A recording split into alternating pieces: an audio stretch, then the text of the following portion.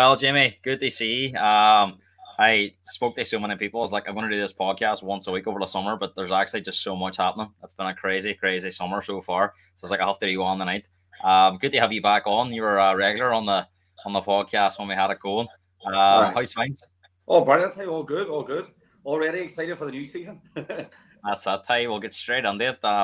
Because I know we've only got an hour tonight. You've got a match that are on for Cup preparation, and it's another coach on the show. We've been spoiled with guests this week. We had Adam McDade, photo shoot expert, over with some of the players in England. It was fantastic. He has insight, and then Kevin was on as well. And good to have you on as well, Jamie. And I know you're a big Man City fan, so I'm sure you enjoyed last season. It's probably silly to ask a Man City fan this, but do you feel unstoppable at the minute? At the minute, I'm not looking at anybody and thinking, we need to watch over our shoulders. I think City is the only team can stop City at the minute. Yourself, people, you fall off at a certain point, you can. But Pep just seems to be getting it right all the time in the transfer market. He's freshening up where he needs to. And it's just, we're letting good players go to bring good players in. So it just keeps the train moving, you know what I mean? But at times last year, we played unstoppable football. It was a joy to watch. It was exciting to watch. You know what I mean? Especially with Haaland up front. It was a throwback era. You know what I mean? It was really good to watch, especially, I'm sure for the neutral as well. But as a City fan, I loved every minute of it. Did you feel at any point in the back end of that season that you were going to drop points in one of them Premier League games or even lose a semi-final or a final? Or did you just feel that there was no way this treble was going to be conquered? No, I thought, I was very confident. At one point, it kind of was Arsenal's to lose. But we just started to get our momentum going then, and it just looked like we looked unstoppable. We looked like we were going to do the business. Now, that being said, the two finals wasn't Vantage City performances. I think we showed that wee bit of naivety that we still have as a team. They looked a bit nervous at times, and, especially in the final against Inter Milan, it wasn't the way we blew away Bayern Munich. You know what I mean? They were looking at them, and they went out, and you look at that City side, and you could tell there was a wee bit of nervousness. There was a lot of pressure on them, that a Real Madrid and their pump wouldn't have played like that, but at the same time, it's good to show that we can kind of put the brakes on a bit and still get the results out, you know what I mean? That was the main thing at the end of the day, Do you think because they won the league with about 3 games to go and they started rotating players, resting players, they sort of had them last 3 games where they were quite meaningless in terms of, because they had the League One and then they had them 2 big cup finals. Do you think that kind of worked against you in terms of your performances in them cup finals? It might have done. There was a wee lull, in them last couple of games this season for us. We weren't performing well. I think boys had one eye on the finals. They don't want to get injured, and that's understandable. So you'll never know. You'll never know. I do believe momentum's a big thing. I do think you want to see teams winning matches and just you get on the right track and you're winning games. But hey, at the end of the day, we still done it. We still done the business. I think in the final against United in the FA Cup, I think that early goal kind of put us off our own game. We didn't play fantastic football. We scored after 13 seconds. And I think our stall wasn't really set out yet. And it just kind of put us in the back foot a wee bit. United were able to get back on it. It was never a penalty either, right enough at Jack Grealish handball. But to be fair, I was ref on a match last night and there was a very similar handball. And I think it's just the rules now. If your hand's away from the body, it's one of them ones you kind of have to give it even if you don't want to, but it's on the rules. Look, there's a lot of talk about, Man City's treble, how does it compare with United's treble and, talk about the best teams ever. We obviously, over the recent times, you'd say Barcelona would be the obvious one in terms of when Pep was at Barcelona, about how strong they were. But the link between them two teams as the manager, and, Jamie, for me, I'm happy to say it. I think he is the best ever. What do you think? I definitely think he's the best ever. I think he's the best ever anyway. I think if you look at people like Cruyff and all before him, the way he changed football, Pep's changed football, but he's also getting the accolades as he goes. He's winning all the time. He's not one of them characters you look back on and say, oh, he set the groundworks, which he has done, but it's one of them. He's winning all the time as well. He has to be the best ever. He's successful everywhere it goes. I know people talk money and, it's kind of, but look, I think the Premier League's proven this year, money doesn't buy success. You still need good coaching, good top level management. And if you look at the way, when he came under City, the way he set us out, even up to last year, the way he set us out, and then this year, he's going for, and if even you look at the likes of the new signing there and Kovacic, he's looking at a more powerful, bigger, stronger side, where he was always synonymous with tiki-taka and small, diminutive type players. And, I think now he's trying to develop and change them again. You know, he's using bigger, stronger players, more athletic footballers. You know, which is great. You know, it's ever evolving, but as long as it still seems to be getting the results, and you know, that's all you can do. As I said, a lot of people would say that, you know, he's got a lot of money, as you said, they spend, but you know, as you said, money doesn't always buy success. We've seen Chelsea get spent 600 million, didn't really work out. You know, Graham Potter couldn't handle the dressing room. Is that what makes Pep so good, that he's able to handle the big players, and like even the big situations that come up? You see Cancelo, you know, he just shifted him out as soon as he spoke up. You know, I remember Sané leaving. He was playing quite well a few years ago. You know, he doesn't need much. If you go against him, you're out the door, regardless of your ability. And he's still able to, like, he brought the wee lad Lewis in from the academy, and it didn't really make a difference. And Cancelo was arguably one of your best players, you know, the season before. So, you know, does that make him stand out from the rest? That, you know, we've seen before Mourinho, after a few years, falls out with players as well. You know, Pep's been doing this for 5-6 years now. It really does. He just seems the type. He's very selective in who he has about as well. If you look at the players that he brings in, but no, he doesn't suffer fools. If he wants you gone, you're gone. At the end of the day, no, he seems, at the same time, I always highlight back I remember when Zinchenko, there was a deal done for him to leave and go to Wolves, and he didn't want to go to Wolves. He wanted to come and play. He came back and he developed himself into a first team player. You know, so I think that's where Pep says, that's where like Pep's different from your Mourinho's, where he will do what's best for the team. You know what I mean? So that's where I think he sets himself apart. You know, he is the biggest man in the dressing room. He has the respect of everybody that comes in, and I don't think it takes much for him to decide that, you know. But if you look at earlier in the season too, he said Walker couldn't play a certain role, and within 6 or 8 weeks, Walker was playing that role. You know, so it wasn't that he was wrong. I think he's very strategic in what he puts out there. You know, and what he lets the media see and the fans see. You know what I mean? And that's for that reason, that's how he holds the dressing room so well. And I think it's you know, some of the best managers, like Ferguson, always played like a 4-4-2. Wenger towards the end lost the plot because he kept playing the same way, and football had changed. Klopp, to a certain extent, is very stubborn at Liverpool. He plays the same way all the time. Even when that high line was catching them out, he didn't really change it. All right, he maybe brought Trent on the midfield, but they were still quite open at the back. Pep can change his system week to week, and they never look any weaker. You know, like you think about it, how many times has he changed his centre backs over the last few seasons? And the different systems that he plays, you can never really, like, Man City fans probably don't even know before a game, until a game kicks off, what way they're going to play. No, it's true enough. You don't know. It's strange. You don't know what our best 11 is. You know, and like, I couldn't tell you what our best 11 is, because he uses everybody and he uses them so well. You know, and they're all interchangeable. And that's what's so good about his management style. You can see the changes even from when the first success he had at City. He was playing with Sané and Sterling. They're both very, very wide, hogging the touchlines. The next year, Sterling was playing the left after Sané went, and Mahrez had come on. They were playing inverted. You know, everything was very narrow. Now he's playing with 4 centre halves, with Stones kind of stepping up and playing in midfield. So really, we're playing 3 in possession, 3 at the back when we're in possession. You know, so he really does. He changes it. He changes it well, and he does it at the right times. You know, so he's getting the best out of the players he has.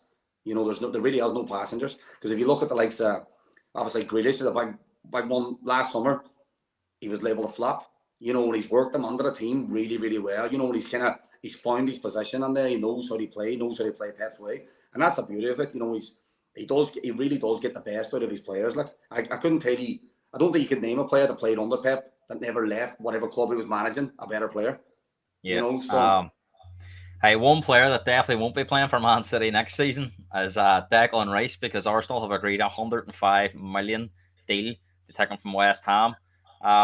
Jamie, were Man City right to walk away? They bid 90 million, and he says, "Look, we're not going to go anymore." How do you feel about that? Is this one that you would like to see playing for Man City, or are you happy that City have stuck to their guns? I would have liked to see him playing for City. I think he's an excellent player, and I think we would have seen a lot more of him at City than what we're seeing at West Ham. I think he's a bit held in there, you know, playing that holding role. I think we would have seen him playing a lot more football at City, but you know, you just can't go and spend over 100 million on players every. You know, I don't think he's not going to score you 30 goals a season. He's not going to get you 25 assists a season.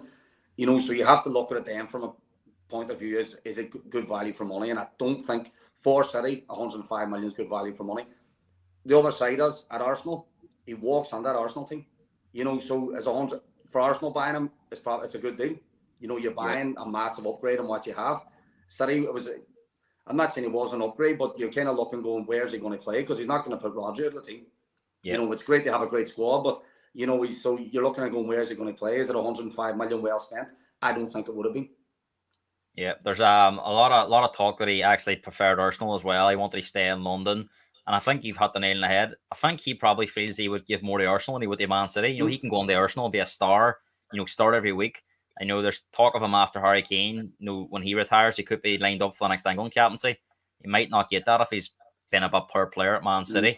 And City have just signed Kovacic, and whilst he might rotate around, I think Kovacic is better probably suited to Man City. 100%. I think it's a fantastic signing. He's not. I know he's not somebody who jumps out at you week in, week out. But I always bring it back to like Fernandinho whenever Pep took over. At that time, we had Javi Garcia was a holding midfielder. We had Fernando, and we had Fernandinho, and we had Delph. And if it had sold a lot of them, you wouldn't have cared because none of them were standout footballers. But he put them into a system where he would trusted Fernandinho, and he turned him into a top class holding midfielder. I think Kovacic comes in and does the same thing. I think he's definitely a cog. And he knows where to put him, and we're going to get the best out of him. Very highly decorated football. He's 4 Champions League. You know what I mean, Kovacic? He's not some kind of bad player coming on. I think he'll come on and play, and I think he really does fit. He'll fill the gap that Gundogan's left behind. That kind of that proper number 8 style footballer. He's also played in the World Cup final for Croatia too, so he's been important for his country. Now another Croatian that's been linked with Man City is Gvardiol, the centre half. So is he worth what Rice wasn't for Man City? Do you think there's talk of £100 million here as well? Is he a player Man City would benefit more than Rice? Probably, but again, this is the one the jury's out on this. Yeah, I've never watched him and been blown away. And if I'm honest, I don't think he's better than any of the 4 centre halves we have at the minute. But there's a lot of talk Laporte is going to leave. And that would kind of fund the move for Gvardiol. So I think that would be a no-brainer.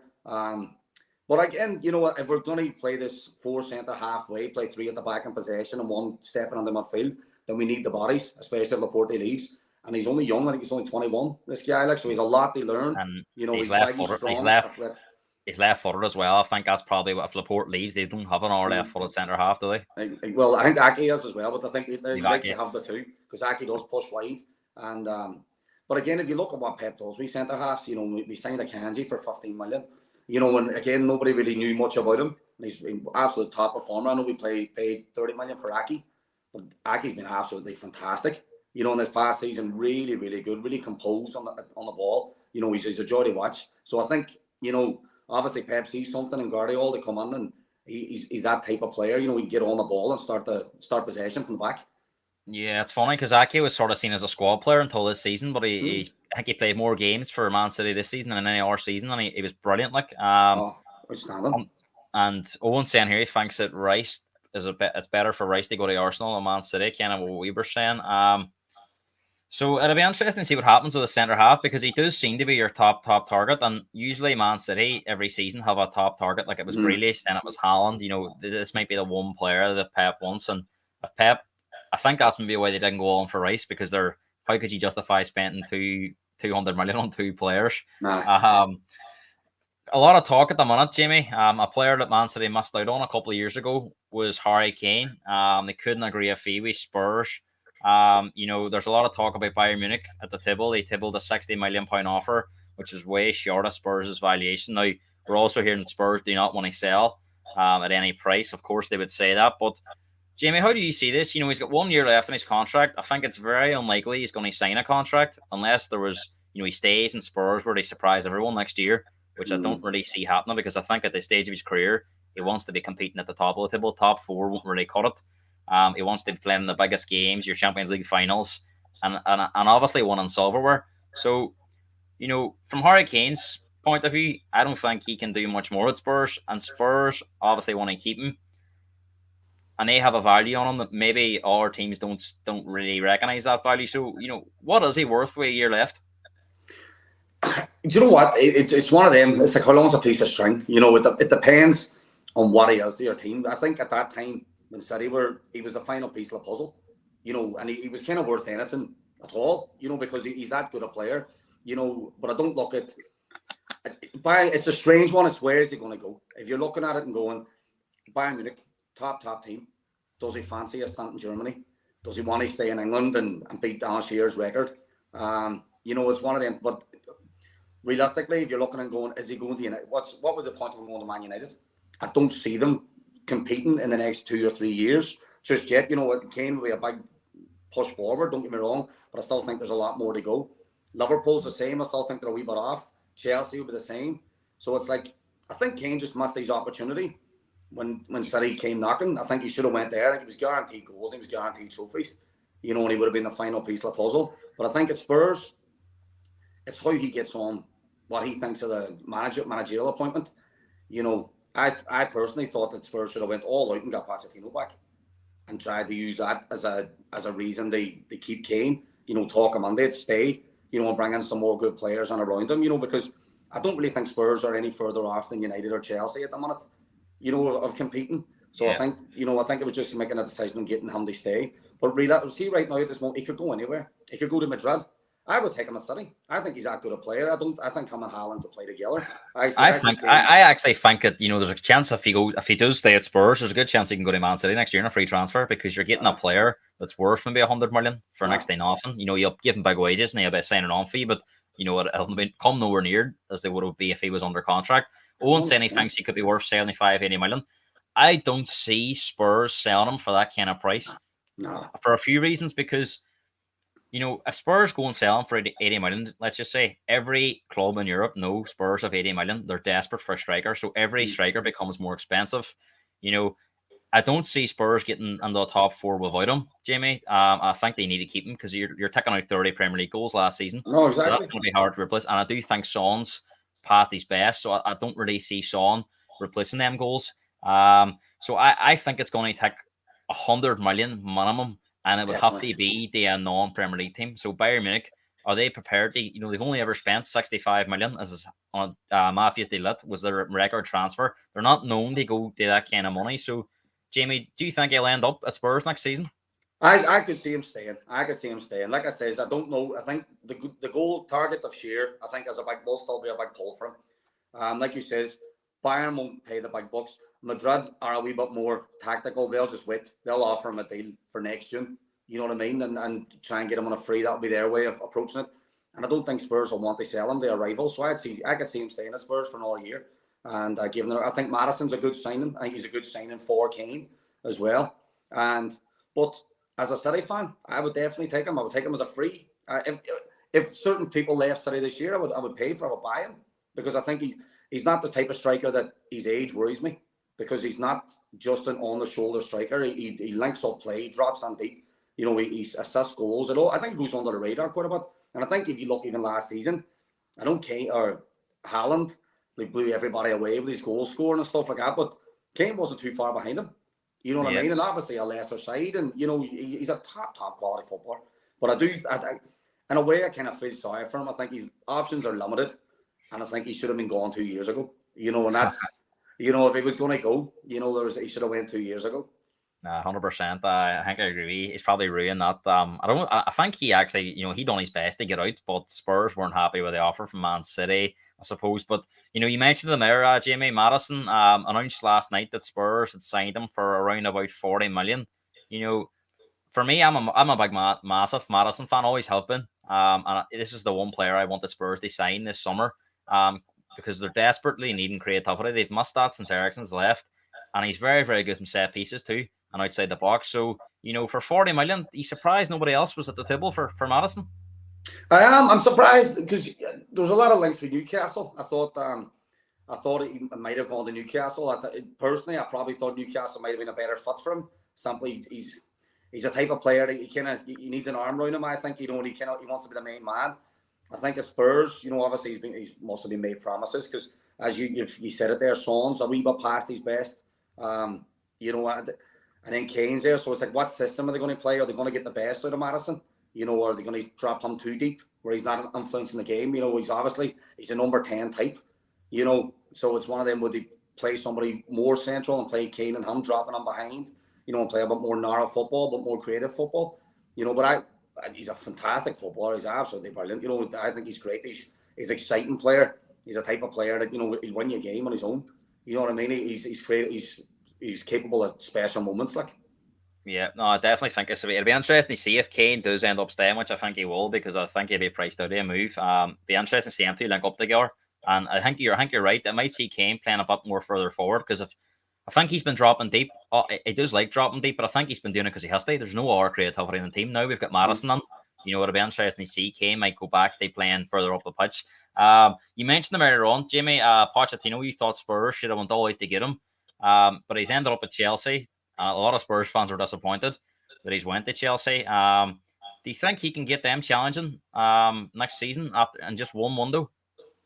I don't know after just one window. I think Chelsea's a bit of a poison chalice. I don't really know I don't know why he took the role, to be honest with you. He's a great manager. He's a great pedigree. I think if he had gone back to Spurs with financial backing, I think, he would have got more time. I think he's gone to Chelsea and he's already under pressure and never kicked the ball. In my opinion, he's obviously sanctioned a lot of sales. A lot of guys are moving on. It's kind of like, I'm not looking. You look at these big clubs and you're thinking someone's coming on and I'm going to build my team around X, Y, and Z. I don't look at Chelsea and think who are you going to build your team around? It's like, where do you start? Because the deal's just done there for Mason Mount to United just in the last half hour. It's been apparently agreed, and for me, he's a very good player. I'll be looking to likes of Mason Mount, even Kai Havertz going to Arsenal, and you need to build around these creative players. Because I'm not looking at Chelsea and thinking, oh, they have a couple of mainstays on that side. They just don't have it. They have a big collective of good footballers. So I don't know where Poch starts with them, to be honest with you. I think it was pretty obvious that he wanted to come back to Spurs, but apparently Spurs never went back in for him, which was quite strange. I'm not sure if that was because Levy didn't want to, make himself look like he had regrets or, but he's ended up at Chelsea. I think because he really wants to come back to England. He loves the Premier League. Chelsea was probably good a job as he could have got, and he does like a challenge. But as you say, Jimmy, I think this is a massive challenge. They're under serious pressure to sell players before tomorrow. They sort of align the books for that financial year. And as you just said, Mason Mount has, and in the last half an hour, has been agreed for 60 million. There's rumours they wanted 70, but I think they're just so desperate to get this deal done before tomorrow. They've Havertz has gone for 65, Mount for 60, Kovacic for 25, 30 million. They've sold Mendy to Saudi Arabia, Koulibaly to Saudi Arabia. We're talking maybe 7-8 players. Kante's left his contracts. So as you say, it's. But I do think when he come on, I don't think all this is a big shock to him. I'm sure they had talks that they had to let players go. I think the one player he really wanted to keep was Mount. But the problem that Mount had was with the club. He wanted a contract, and he'd seen all these other players coming in and getting massive money, and he had been there a long time. So I think his nose has put out a joint. And from what I hear, Poch did try to speak to him, but he had his mind made up that he was looking to leave. And it'd be interesting because I do think Mount and Havertz are really top players, and it'll be interesting to see if they have some sort of revivals at these new clubs. It is. I think they're two quality players, and there's kind of players that could have played with each other as well. So, but unless this is again, like you said, part of the plan. He's just a big kiddie now. He was always going to get financially backed anyway at Chelsea. That's one thing they're not scared of doing, is throwing money at it. They'll, he will have a good sized kiddie, unless he's looking to link up with Harry Kane and maybe he can turn his head and bring him there. It would probably be the only obvious English choice for Kane, to go and play under Pochettino again. They have a good relationship, and I wouldn't say get the best out of him, but he played great football under him, just as he has every manager, to be fair. But so that's part of his plan. But they really need to start at the back. Kepa has been kept in place. I don't see him being the number one. Even on his ability. But there's, he's a really good keeper, but there's always been question marks whether managers have rated him or not. So, you can't start a season with that kind of start from the back. Who's the best centre halves now that they have? It's a strange situation they're in. You couldn't even name a decent 11 to start with. You know what I mean? So he's obviously going to have to go out and just start buying immediately. It's quite funny because you say if you were picking a first 11 at Chelsea prior to the summer, you probably would have had Mount on it. You probably would have had Havertz on it. You would have had Kovacic on it. So you can't be on there. So you're looking at it. Even Koulibaly is centre half. You'd have him in there. So you're looking and going, where are they going to start here? Unless there's things happening or he really believes in the youngsters that he has there. I know your man Hall, a young fella, is playing well. They're looking to bring Colwell back from, I think, Brighton. He was on loan. So unless he's going to develop the youngsters, but I don't see why he'd be afforded that opportunity when Potter wasn't. So I really don't know where he's going to start. Owens agree with me. He says they definitely need a new goalkeeper and a top striker. And you mentioned Harry Kane there. I think if he went to Chelsea, it would be worse than Sol Campbell going to Arsenal because of Probably. he's a Spurs legend. I don't think it'll even cross his mind. But nothing shocks me in football anymore. I don't think Spurs would sell the Chelsea for any money unless it was stupid money. And we know Chelsea are capable of paying silly money for players. But I mean, I think if that happened, there'd be riots in London. I know it's so strange because they let so many go as well. They Saudi Arabia. Realistically, you'd be looking going. Some of them guys would be good make-weights, for big signings, because they're still top players, that's gone out there. So, they would have been make-weights to keep the fees down. They sign top-level players. But I just don't see where they're going to start. As you're saying, a top striker. Who's a top striker that's going to come in and play in the Premier League? What's going to hit the ground running the way Chelsea need? You look at Lukaku, couldn't do it. And I read Lukaku, he scored everywhere he went. And he wasn't deemed good enough. So I was like, what did he want? Where do they want to start? It's a big uphill task for him. A lot of players have struggled at Chelsea over the years. You think about De Bruyne, Mo Salah, you say Lukaku, so there's a good chance Havertz and Mount could go to these other teams and it could bite Chelsea in the backside because, if they start scoring goals and, being influential, as you say, the club's going to come under serious pressure. And then that's quite unfair on Pochettino because there's going to be unrest. And I think we have Spurs connection. I think if they were to start off quite poorly, as you say, he's under serious pressure right away. Oh, 100%. And you're looking at Havertz here going that Arsenal team. That's a great football side that Arteta's built. They're probably the closest to City. I do think they're a couple of signings away, and probably actually a few more than a couple just to fill out the squad. But Havertz is a great addition. And he plays good football. He can get a goal. He's fast. He's strong. He has all the attributes, and he's used to the Premier League. So it's a great signing. They really have strengthened a rival, and it's a rival that they're already kind of chasing. So I don't get the move. I don't get why. I just don't see what Chelsea's thinking. As I know, like he says, desperation to get them off the wage bill and recoup some money. But I'm sure they could have done it in other ways. As a Man City fan, are you slightly worried about Arsenal? They've signed Rice, they've signed Havertz. There's talk now that Timber's coming in from Ajax for £40 million. Are they the kind of signings that would say we've a right battle on our hands next year?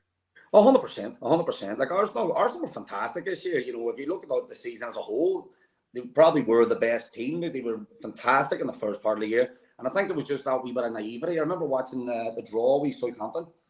And I remember watching them and Party. And on the whole, Party had a great season last year. But towards the end, them couple of matches, they dropped points. He had a couple of stinkers. He wasn't good. He was off the ball. Where I think that a more experienced and a bit more of a cutthroat manager would have just come out and put Jorginho on, just before the damage was done. And they would have won the league. You know what I mean? They were that close. You know what I mean? So it was one of them. I do think, but again, Arteta would have learned from that. Coaching-wise and football style, he will get the best out of them. He'll get them playing good football. They played great football last year. They just didn't know when they were beat. The amount of times they were pulling back ones and draws at the death. But again, not the biggest of squads. So I think Arsenal will be a very, very tough opposition this year. I think, they're going to be there and thereabouts, and if you look at it, they're very young as well. So all the boys that played last year, like the likes of Saka, fantastic. He's getting better as the seasons go on. He's getting more experienced. He's starting to stand out. He's starting to take his chances better, and that's only good for Arsenal, Yeah. There's a lot of talk about, up until about half an hour ago, United hadn't signed anyone. This Mason Mount looks pretty close now. So why do you think Man United and Liverpool are so quiet on the market? Do you think is it because United are all this takeover stuff talk? And then it's a strange one with Liverpool because they had such a poor season last year, but apart from the McAllister signing, which was done weeks ago, they're not really close to signing anyone else. And there seems to be all these big deals. They seem to be rolling themselves out because of the money involved. It's a strange one. I personally think, as a City fan, being quite biased, but I just think they have a lot of ins and outs to do. And I think it just as with Chelsea, I think they don't know where to start. They kind of have to get some firm offers on the table to make decisions. Because it's all right, like say United saying we want to get Harry Maguire or they want to sell Wan-Bissaka or anything like that. But unless there's firm offers on the table, they don't know what kind of budget they have to work with. And who's going to go out and who's going to come in. And I think Liverpool's the same. Liverpool been fantastic over the past 2 years. Last year they dropped off a bit.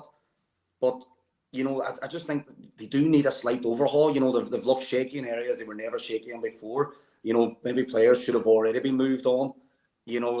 Salah, there's always been a bit of unrest whether he's going to stay or he's going to go. It's kind of like, should they cash in now? He's not getting any younger. He's a great footballer, but unlike Kane, he relies a lot on his pace.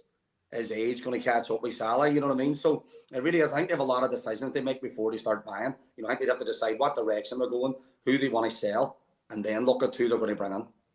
We talked about Gvardiol at the start of the show, and do you think Klopp has shown too much faith to some of these Liverpool players? You know, his system's quite rigorous in terms of, the players have to do a lot of running, and as you said, Alexa Henderson, Van Dijk, Fabinho, they're all moving. Salah, they're all moving towards their 30s, if not in their 30s now. It's quite difficult to keep doing it and keep doing it. Do you think they've sort of let too many players get to the... No, I think if they try to sell some of them players, like Henderson, I'm not sure what he'd be worth now.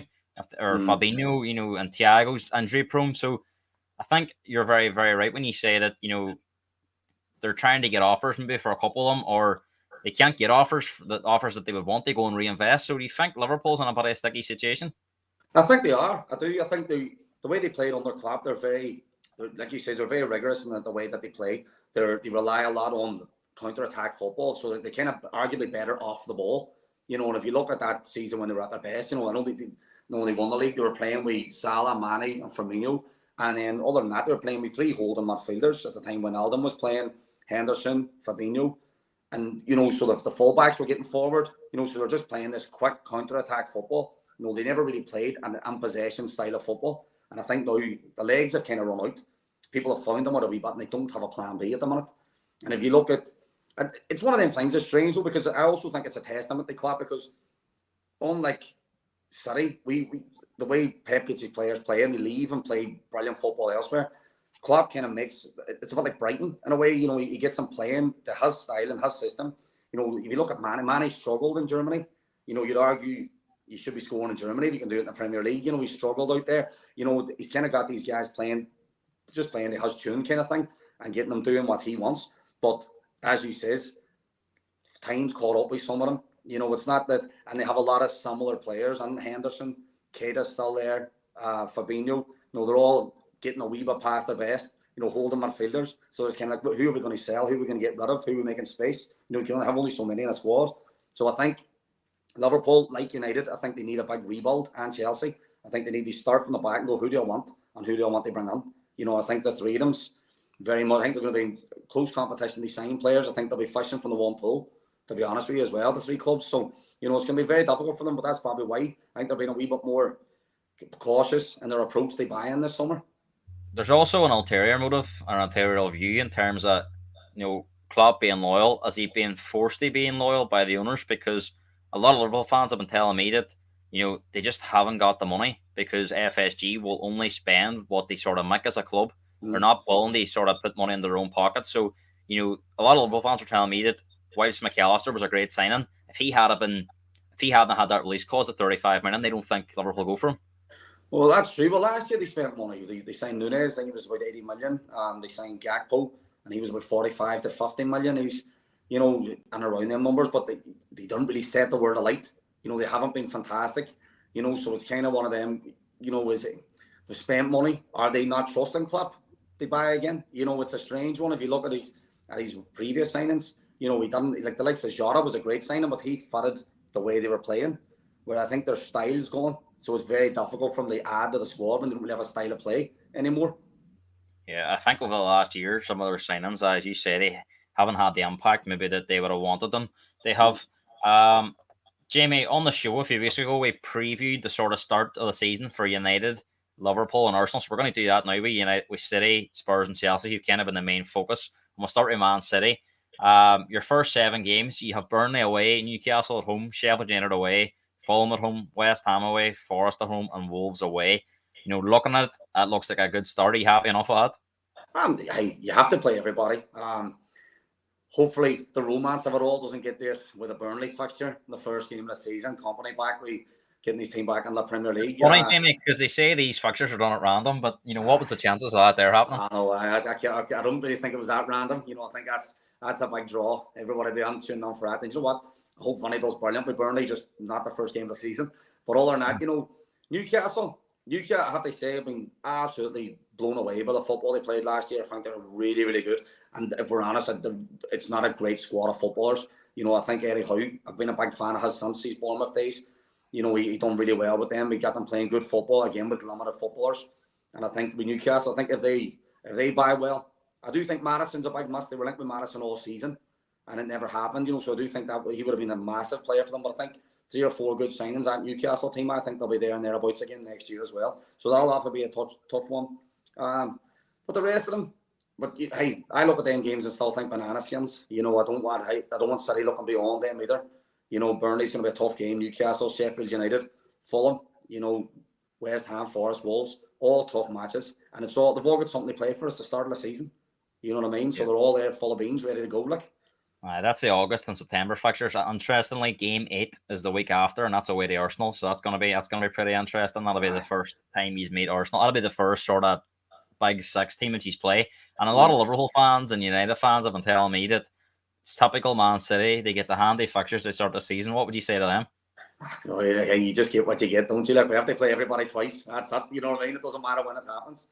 You know, that's because these are the type of games. Like I said, these can be banana skins. You know what I mean? We got beat with Brentford twice last season. You know, so you're not. There's no easy matches. You have to play them all. You know, it's a lot, and it's a lot easier to get up for the Arsenal game than it is to get up for Wolves or Forest. You know what I mean? So you have to keep our boys on their toes and make sure to get all points out of them. Not to say that Man City are slow starters, but they don't tend to play their best football until sort of February onwards. That seems to be a trend, and they seem to play. They don't really start pre-season. They later on in teams, and like I think last year when they played Liverpool in the Community Shield, you could see they were rusty. And I think Liverpool played like 7 or 8 games, and Man City was like their 3rd game in the pre-season. So do you think that's possibly makes some of them games a bit more difficult because it's tailored the training regime? They sort of kick after February. Will do. You know, I think we all find. I'm sure that if you ask Pep, he would tell you that he isn't ready to go from the first game of the season. You know, but obviously we've seen that they do kick on after Christmas and get that run. But you know, I think they'll be fine. I think, you know, last year again was a strange year. I think a lot of our players were going to the World Cup, and I think subconsciously they had one eye on the World Cup. You know, they don't want to get injured leading up to the World Cup. No, it's especially, it's a silly time to have it in December. You know, pardon me. But I think maybe a lot of our boys had one eye on that. You know, when you're just not playing free-flowing football, because as soon as they came back, it was, you know, you'd expect them to be more tired after the World Cup, but they came back and they just kicked on in all gear. You know, so hopefully they're ready to go, pick up where they left off, and be ready to go for Burnley away, first game of the season. Friday night football, hey, that'll be an absolute cracker to start the season. Looking forward to seeing Burnley too under company, because I do rate him as a manager. Spurs' first 7 games are slightly more difficult, I think. They've got Brentford away, United at home, Bournemouth away, Burnley away, Sheffield United at home, Arsenal away, and Liverpool at home. Now, them first 5 games, I think, obviously United jumps out, but they Brentford away, I don't think they'll be the same team without Tony this year. I really don't. I know they finished the season strong against Spurs and Man City without him, but you could argue that Spurs and Man City had nothing to play for, so it'll be different. I think it'll be a different Brentford this year. It'll still be a difficult game, but I don't think they'll have that fear factor going to Brentford. United at home is going to be a big test, but I think personally as a Spurs fan, if I had to play any of the big teams at home, I think it would have been United, because I don't really see United doing much business. I think United could do a lot of business towards the end of the transfer window because of this takeover, because the Glazers aren't going to spend money if they're selling the club. Exactly. So it'll be interesting to see what happens there. Bournemouth away, I think, you know, we've seen Bournemouth sack Gary O'Neill. A lot of people didn't agree with that, but they're looking to play more attacking football, so that could backfire, because if Bournemouth try to match teams up, they could come unstuck. Burnley away, again, we don't know where it's going to. Burnley away was always a sort of fixture where we went, oh God, we're on for a tough day here. It's going to be long ball football. I don't see that being the case with Burnley this year. I think they're going to play more football. Sheffield United at home, you'd imagine it'll be a nice game. And then them 2 big ones against Arsenal away and Liverpool at home. So, Jamie, how do you see them 7 for Spurs? Hey, it's like, see, as we were talking about in this whole show, you know, it's how Arsenal, Liverpool, United recruit. You know, Arsenal will be a tough match. Arsenal's going to be there and thereabouts.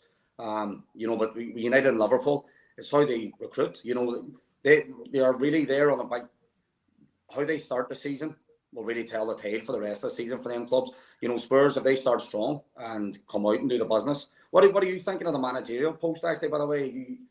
See, this was it. Not a lot of Spurs fans were happy with Ange. You know, it wasn't my first choice, I have to admit. I would have liked to see Pochettino come back, or, you know, somebody with a bit more experience in the Premier League. But the more it sort of came out that he was going to be the manager, and a lot of Celtic fans got in touch with me and says, "You look, this boy, come on, we no sort of reputation at all at Celtic. Signed a lot of unknown players and had us playing the best football we've seen for a long, long time." I think it's a much more difficult job to do that in England in terms of the competition. But Jamie, I have to say they're very active in the transfer market. They've made Kulusevski a permanent transfer. They've signed a new goalkeeper. Maddison was signed yesterday, and I'm hearing they're looking at a centre back from Wolfsburg as well to get that done before the pre-season. So, that would suggest with a 4-year contract that they're going to back him. Obviously not with huge money, but if he wants a player, they seem to be very, very quick on it, and they're going to go and do it. So I think that's a positive sign, Jamie. 100%. Like, I was watching Celtic last year. They played great football. I know people do run down the Scottish football as a whole, but you have to remember, like, the results he was getting. Like, Celtic's everybody's cup final up there. You know what I mean? So it's very easy for them to slip up. If they're not at it. He had them boys G'd up week on week out, and they went out and played good football. I think he'll do well at Spurs. I honestly do. I think he's kind of appointment that Spurs needed. I think someone come on side of the ship. I do think they need to just take a wee back step and understand where they're at. Some ins, some outs, and just strengthen the core. And get them playing. Obviously, the Kane situation. But if he gets them playing good football, gets Maddison linking up with Kane, Kane's always going to get you goals. There's no reason why Spurs couldn't be taking maximum points off these games. And, if you're sitting after Liverpool at home and you're full points on the board, that's a super start to the season. You know what I mean? If we won them 7 games, that will be something. But it's very doable, and it sets up a narrative for the rest of the season. You know what I mean? You're obviously not going to go for a full season unbeaten, but it sets up a narrative of how things are looked at. It gives them a good chance to set on. It buys them a few slip-ups, which he will have. You know what I mean? It's if he lost 3 on the bounce after that, nobody will bat an eyelid. But if he lost the first 3, everybody was panicking. You know what I mean? That's it. And he had quite a shaky start at Celtic at the start, but I think Celtic fans were patient because they could see the way he was trying to play, and I think that's what might buy him time at Spurs. Even if they really, draw with Brentford and maybe lose the United 2-1, the batter United off the pitch, I think fans will go, well, do you know what? At least we're playing football. If we keep creating chances, we'll win games. They haven't seen that for 4 years. It's been very much pragmatic, defensive, counter-attack football. And I think it's caught up with him too. Levy's made a lot of poor decisions. The fan base is quite sore on Levy at the minute, where before they kind of backed him. They could see that he was trying to build a new stadium. When he come on, Spurs were mid-table, bottom half side. So he's done great work, and commercially, Spurs are huge now compared to where they were 20 years ago. But I think the footballing decisions over the last 4 years has been pretty poor, and I can see patience now if fans comes in and they're playing the right way. And, I think a lot of people like the signings too. Maddison's a type of player that they need. They're going to play creative attacking football. And like Arsenal after Wenger left, and it didn't really work with Emery, the fan base was an absolute disaster. They were fighting each other. There was a hostile atmosphere at the ground. That's kind of how it's been with Spurs over the last few years. He done a great job at Celtic after Rodgers left, bringing the fan base together. So you're kind of hoping he can do that. And if he does that, it makes things easier for the players, because if the fans are behind the team, it makes things so much easier for the players on the pitch. 100%. Like I said, we Harry Kane, that's a trump card. He'll get you goals at all times, and that's the hardest thing that they do. Is have a striker who's going to score goals for you. So if he does get them playing decent football, strong at the back, Kane will get you goals. It'll be a good start. It will set up. There's no point him running about now trying to buy boys for 40, 50, 60 million pounds. They come in and change the team. He needs to set his team out and show how he's going to play football, and then find the gems and they start slotting in. Because there's still good players at that team that's been overlooked. I think at Basuma there from Brighton, I think he's been underplayed. He's not been played enough. When he's not really been played to his strengths. He's a big, strong, agile footballer. He eats the ground up a bit, but like Toure did at City a few years ago. And he was great at Brighton. I'd like to see more of him. On the Spurs team. Well, maybe not. I'm sure he got minutes, but what I mean is just regarding playing around him a wee bit better. Let him command the area a bit better, and then you have players like your Maddisons and they feed all day. I think you will see a different Basuma this year. I think a lot of the Spurs players, especially the defenders and the midfielders, were under serious restraints. Especially even the wide players, they get back and defend. It was all very stiff and sideways, backways. And just talked about, he loves these teams to play forward and play risk and reward football. And I think the shackles will be off. You'll see some of these players maybe at Spurs that haven't set the world alight maybe improve. And it's needed for so long. I think Spurs fans can accept finishing maybe 6th next year, but improving as a team and being good to watch, and then building from there. I don't think there's much pressure on to make a top four. But like you said, I think there's a lot of uncertainty at Liverpool, United, Chelsea, that the fourth place could be up for grabs. So I don't think there'll be much between maybe third and sixth next year. No, definitely not. It's always been like that. They're always top. But I'm looking, like he says, Liverpool, United, Chelsea, Spurs, they're all very much on the one side. And you would look at it from whoever they do bring in, they'll be fishing to the one. It could go anyway. It could go either way for any of them teams. You know what I mean? I think City, Arsenal, after that, Newcastle's on the mix. But then was Newcastle a fluke? Because I'm not looking at Newcastle and thinking, they've got a team full of great players. There are a couple of really good players, but they need to strengthen. They really do need to strengthen, to compete again.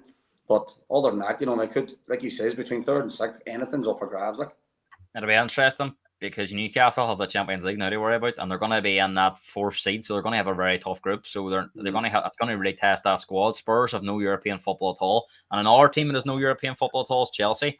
So I think that gives Spurs and Chelsea a wee bit of a slight advantage in terms of, you'd imagine they won't have as many injuries as the Irish. They can prepare for a game a week ahead, and it gives new managers like Pochettino and Postecoglou, who have very, very certain styles of play that it's going to take training time, and the fact they're not playing in Europe gives them that extra time on the training pitch. But Chelsea start off with Liverpool at home, West Ham away, Luton at home, Forest at home, Bournemouth away, Villa at home, and Fulham away.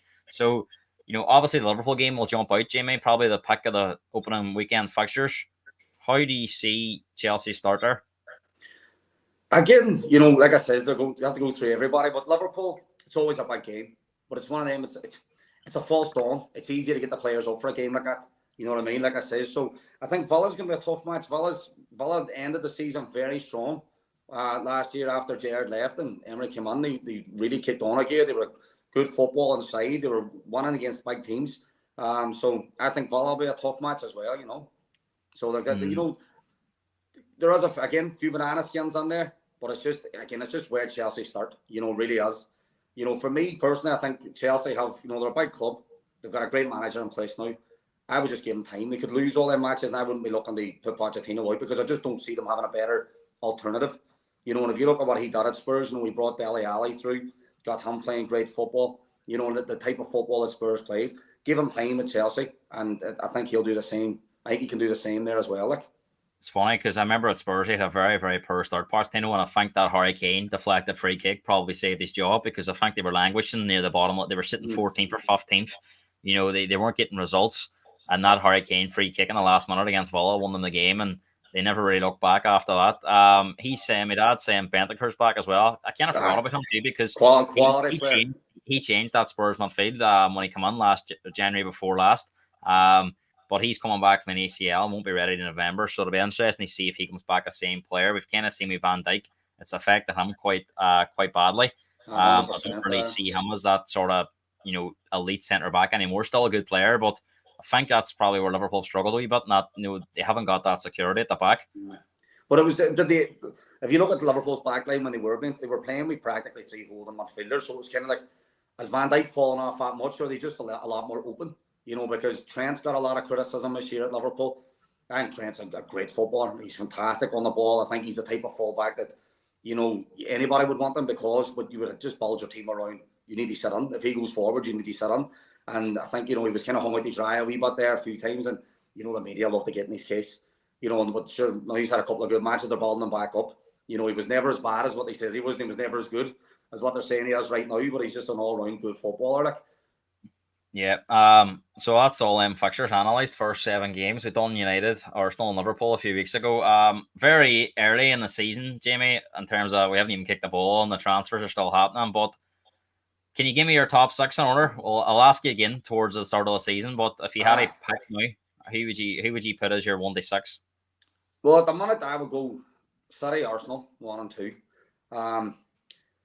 Then I would go with Newcastle. I just think Newcastle's the steadier ship at this moment in time than the rest of them. And then, I'll go Spurs for you for 4. But it really is a tough one in between Liverpool, United, Chelsea, Spurs. But I think the first 3, but again, the same 7 fixtures could be the start of it. So whoever starts the best, the momentum could keep them going. You know, I know you talked about Newcastle having Champions League football and European football, but I think Champions League it's different from having a Europa Conference League. You know, it's not getting away of fixtures, and there's going to be boys that you could go out and get beaten in the Champions League, but they're learning from it. You know, this is their first year there. You know, they're coming back better players for it. You know what I mean? Whether instead of traveling across Europe, they go and get beaten or play a weakened team in the conference. You know, it kind of gets in the way of your Premier League preparation. But I think Newcastle, Champions League will make them stronger, especially later on this season. Yeah, a few minutes left, Jamie. So I have to ask you, right? See if the fixture just had to come out and it had said Spurs away 38 times. Would there be any chance that Man City could win the league? Jesus, no way. Pep was asked that. He said, "What's next?" He says, "How to beat Spurs away." It'll be interesting because when you play Spurs this year, it's not going to be that sort of brick wall where you have to try and break them down. I think Spurs will be a lot more open. So do you think there's a good chance that City can score a goal away at Spurs this year? This could be the year. Hey, this could be the year. It really is. It's mad because I remember I was going hard. I was watching the airport. Spurs were coming off the back of 2 defeats, and then they beat us, and then they got beat again the next week. And it was like they're not even playing well. Like when Spurs were playing well, they were always a tough opposition, even though you'd fancy us to beat them. But I don't know. Hey, Spurs are just our bogey team. They just can't get one over them. Like, it's interesting. I mean, we struggle against all the other sort of top 6 teams, but Man City seems to be our forte. But okay, Jamie, FULHAM Cup coming up. You're managing TriStars 2010s, is that right? 10s, aye. And who's up against in the FULHAM Cup again? We've got Cliftonville, we have New Hill and East End in our group. So Cliftonville is going to be a tough match. So, and you're playing where? Whereabouts he's located? We're going to be on, where is it? We're in the Foyle Stadium, or the Sitcom Stadium, sorry, for 2 of the games. And we're in Prehen for our 3rd match. And then the rest of the fixtures as we go in for the Thursday and Friday. Kieran Presence and Chelsea's getting spanked in their first game. As you would, Kieran. I remember Kieran took me to the Metro when I was 14 because my dad, I wasn't even 14. I might have been younger. I might have been 11 or 12. My dad was away. Spurs were playing Liverpool first game of the season. And he was telling everybody in the Metro, oh, he's only a Spurs fan. He's a Spurs fan. He had to leave the bar at the end of the game. Big bass song, scored a header. They won the game 2-1. So Kieran's opening day predictions aren't always legit.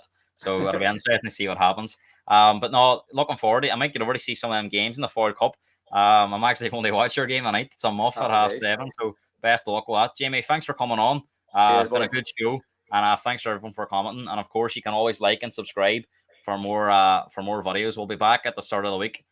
We probably more transfer news to discuss because everything seems to be happening 100 million at the minute before these teams get into pre-season. But Jamie, again, thanks very much. I'll see you soon. Cheers, buddy. Thanks very much. Take care.